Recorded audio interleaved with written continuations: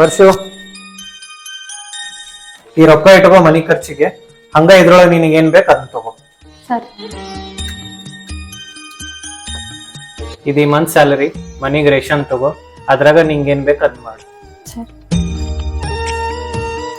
ರೀ, ಮನ್ಯಾಗ ಸಂತಿ ಖಾಲಿ ಆಗೈತಿ, ತಗೊಂಬರೋನು. 3 ತಿಂಗಳಿಂದ ಕೆಲಸ ಇರ್ಲಾರ್ದ ಮನ್ಯಾಗ ಕುಂತೀನಿ. ನನ್ ಕಡೆ 1 ರೂಪಾಯಿನೂ ಇಲ್ಲ. ಇದ್ ತಗೋರಿ ರೊಕ್ಕ. ಎಲ್ಲಿಂದ ತಂದಿನ್ ರೊಕ್ಕ? ಯಾರ ಕಡೆ ಇಸ್ಕೊಂಬಂದಿ? ನಂಗ್ ಗೊತ್ತೈತ್ ನಿಮ್ ಸ್ಯಾಲ್ರಿ ಕಮ್ಮಿ ಐತಂತಂದ, ಅದಕ್ಕ ಪ್ರತಿ ತಿಂಗಳ ನೀವು ನನ್ ಖರ್ಚಿಗಂತ ರೊಕ್ಕ ಕೊಡ್ತಿದ್ರಲ್ಲ, ಅದನ್ನ ತೆಗೆದಿಡ್ತಿದ್ದೆ.